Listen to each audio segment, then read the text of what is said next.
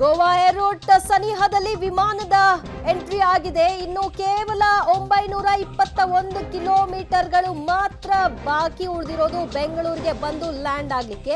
Exact ಆಗಿ ಅಂದ್ರೆ ಮೊದಲೇ ಹೇಳ್ತಿದ್ದ ಹಾಗೆ 12:35 ಸಂದರ್ಭ ಅಷ್ಟೊತ್ತಿಗೆನೆ ಬಂದು ಬೆಂಗಳೂರಿಗೆ ಈ ವಿಮಾನ ಲ್ಯಾಂಡ್ ಆಗಲಿದೆ. 921 ಕಿಲೋಮೀಟರ್ಗಳಷ್ಟೇ ಬಾಕಿ ಉಳಿದಿರೋದು ಬೆಂಗಳೂರಿಗೆ ರೀಚ್ ಆಗಲಿಕ್ಕೆ. 12:35 ಕರೆಕ್ಟ್ ಆಗಿ ಬಂದು ವಿಮಾನ ಲ್ಯಾಂಡ್ ಆಗುತ್ತೆ. ಸೊ ಅದಾದ ನಂತರದಲ್ಲಿ ಪ್ರಕ್ರಿಯೆಗಳಿಗೆ ಈಗಾಗಲೇ ಸಿಬ್ಬಂದಿಗಳು ತಯಾರಾಗಿದ್ದಾರೆ. CISFನ ಸಿಬ್ಬಂದಿಗಳು ಕೂಡ ಸಜ್ಜುಗೊಂಡಿದ್ದಾರೆ. ವಿಮಾನ ಲ್ಯಾಂಡ್ ಆಗ್ತಿದ್ದ ಹಾಗೆ ಅವ್ರನ್ನ ಅಲ್ಲಿಂದ ಕರೆದುಕೊಂಡು ಬಂದು ಇಮಿಗ್ರೇಷನ್ ಅಧಿಕಾರಿಗಳಿಗೆ ಹಸ್ತಾಂತರ ಮಾಡ್ತಾರೆ. ಇಮಿಗ್ರೇಷನ್ ಅಧಿಕಾರಿಗಳು ಪ್ರೊಸೀಜರ್ಗಳನ್ನ ಮಾಡೋ ಮೂಲಕವಾಗಿ SIT ಟೀಮ್ ಅವರ ಕೈಗೆ ಒಪ್ಪಿಸ್ತಾರೆ. ನಂತರದಲ್ಲಿ ಅವರು ಯಾವ ಮಾರ್ಗವಾಗಿ ಹೊರಕ್ಕೆ ಬರ್ತಾರೆ ಅನ್ನೋದು ಟರ್ಮಿನಲ್ 2 ಇಂದ ಅನ್ನೋದು ಹೇಳಲಾಗ್ತಾ ಇದೆಯಾದ್ರೂ ಕೂಡ ಅಲ್ಲಿ 3-4 ಗೇಟುಗಳಿರೋದ್ರಿಂದ ಆ 4 ಗೇಟುಗಳಲ್ಲಿ ಎಲ್ಲಿಂದ ಹೊರಕ್ಕೆ ಬರ್ತಾರೆ. ಎಲ್ಲಾ ಕಡೆಯಲ್ಲೂ ಕೂಡ SIT ಟೀಮ್ ಬಿಡುಬಿಟ್ಟಿದೆ. ಎಲ್ಲಾ ಕಡೆಯಲ್ಲೂ ಕೂಡ ಪೊಲೀಸರ ನಿಯೋಜನೆ ಮಾಡಿದ್ದಾರೆ. ಮತ್ತಷ್ಟು ಮಾಹಿತಿ ಕೊಡ್ತಾರೆ ನಮ್ಮ ಪ್ರತಿನಿಧಿ ಮಧುಕೃಷ್ಣ. ಇನ್ನು ಕೇವಲ 921 ಕಿಲೋಮೀಟರ್ಗಳಷ್ಟೇ ಬಾಕಿ ಇದೆ. ಸದ್ಯ ಅವರು ಗೋವಾ ರೀಚ್ ಆಗಿದ್ದಾರೆ. ಆ ಒಂದು ಹಿನ್ನೆಲೆಯಲ್ಲಿ ಈಗ ಯಾವ ರೀತಿಯಾದಂತಹ ಚುರುಕು ಪಡ್ಕೊಳ್ತಾ ಇದೆ. ಹಾಗೆ ಹೇಳಕ್ ಹೋದ್ರೆ 12:35 ಅವರು ಮೊದಲೇ ಹೇಳಿದ್ದ ಹಾಗೆ ಆ ಟೈಮ್ಗೆ ರೀಚ್ ಆಗ್ತಾ ಇದೆ ಅಂತ ಹೇಳ್ಬೋದಲ್ವಾ? ಖಂಡಿತ ದಿವ್ಯ ಜ್ಯೋತಿ. ಈಗಾಗಲೇ ಕೂಡ ಕಳೆದ 34 ದಿನಗಳ ಹಿಂದೆ ಪ್ರಜ್ವಲ್ ರೇವಣ್ಣ ಏನು ವಿದೇಶಕ್ಕೆ ಹೋಗಿದ್ರು, ಇವತ್ತು ಬರ್ತಾ ಇರೋದು ಸಂಪೂರ್ಣ ಖಾತ್ರಿ ಆಗಿರುವಂಥದ್ದು. ಹಾಗಾಗಿ SIT ಅಧಿಕಾರಿಗಳು ಕೂಡ ಈಗ ಏರ್ಪೋರ್ಟ್ನಲ್ಲಿ ಅಲರ್ಟ್ ಆಗಿರುವಂಥದ್ದು. ಜರ್ಮನಿಯ ಮ್ಯೂನಿಚ್ನಿಂದ ಬೆಂಗಳೂರಿಗೆ ಬರೋಬ್ಬರಿ 7,000 ಕಿಲೋಮೀಟರ್ನಷ್ಟು ದೂರ ಇರುವಂಥದ್ದು.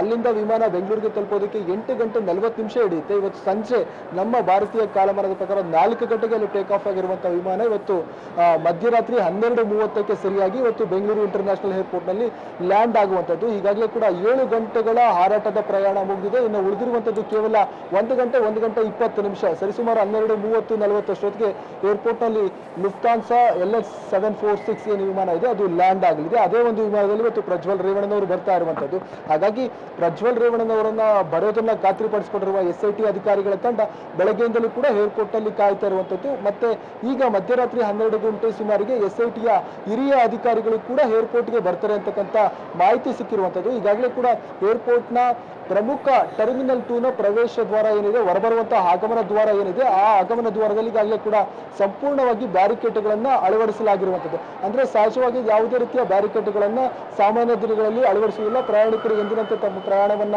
ಮುಗಿಸಿ ವಾಪಸ್ ಬರುವಾಗ ಇದೇ ಒಂದು ನನ್ನ ಹಿಂಭಾಗದ ಪ್ರವೇಶ ದ್ವಾರದಿಂದ ಹೊರಬರುವಂಥದ್ದು. ಆದ್ರೆ ಇದೊಂದು ವಿಶೇಷ ಪ್ರಕರಣ. ಅದರಲ್ಲಿ ಕೂಡ ಸಂಸದರ ಮೇಲೆ ಆರೋಪ, ಬಹಳ ಗಂಭೀರವಾದಂತಹ ಆರೋಪ ಇರುವಂಥದ್ದು. ಈಗ ಅವರನ್ನ ಬಂಧಿಸುವಂತಹ ಸಾಧ್ಯತೆಗಳು ಇರುವಂಥದ್ದು. ಹಾಗಾಗಿ ಬಹಳಷ್ಟು ಕಟ್ಟುನಿಟ್ಟಿನ ಮುಂಜಾಗ್ರತಾ ಕ್ರಮಗಳನ್ನ ಸ್ಥಳೀಯ ಪೊಲೀಸರು ಮತ್ತೆ ಏರ್ಪೋರ್ಟ್ನ ಭದ್ರತಾ ಸಿಬ್ಬಂದಿ ಇಬ್ಬರು ಜೊತೆಗೂಡಿ ಮಾಡಿಕೊಂಡಿರುವಂತದ್ದು.